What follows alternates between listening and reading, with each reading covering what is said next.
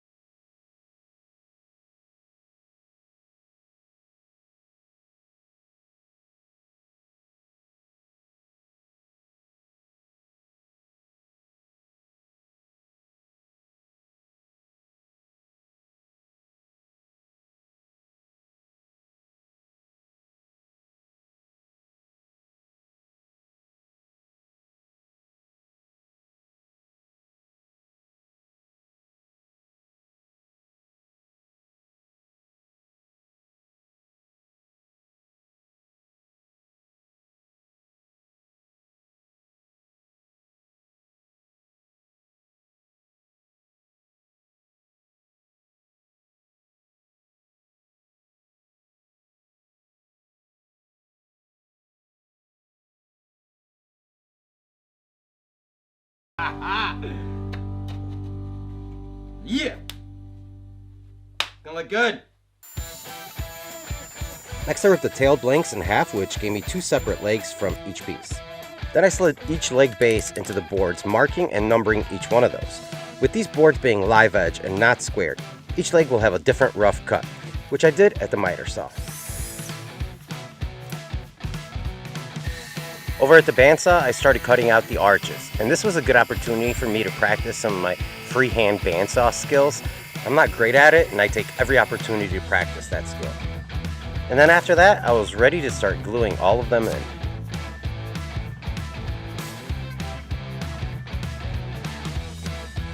Most of them slid right in, but there was one that gave me a little bit of trouble and needed a little bit of persuasion. With a wet rag, I raised the grain. Just like with cutting boards, these are going to come in contact with water. And if you don't raise the grain, the first time you get these wet, they're going to become as rough as sandpaper. So I gave them a few minutes to dry and I sanded the board smooth one more time and I was ready for finish. I'm using Maker brand Simple Finish, which is food safe and looks amazing on just about everything.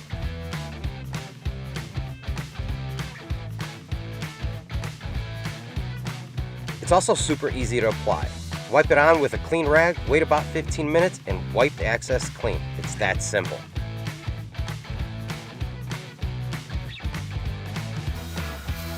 Now for the chopsticks. I'm not going to get super detailed into them because I'm using a jig design by my buddy Pat from Nest Built Designs, and he has a detailed YouTube video on how to make it.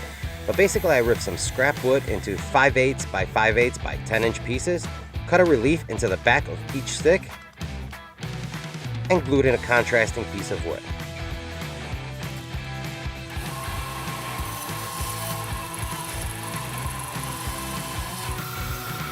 Then using the chopstick jig, I could plane each one of those blanks into the desired shape using a block knife. This jig is designed with 3 different slot sizes. So the first one is going to be your biggest. You put your first blank in there, you plane that down, you move it into the next slot, plane that down a little bit further, then you finally put it into the third, plane it down again, and you pretty much have your finished piece. Then you can take it over to the belt sander, round it over as much as you want,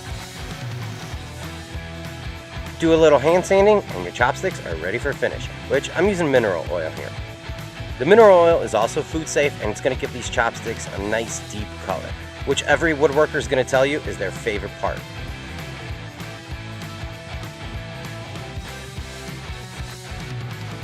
So with that, I think this project is a wrap, a sushi wrap, or a roll, whichever you prefer. So there you go, guys. These chopsticks are crazy easy to make, and the serving trays, well, they're a bigger hit than I originally expected.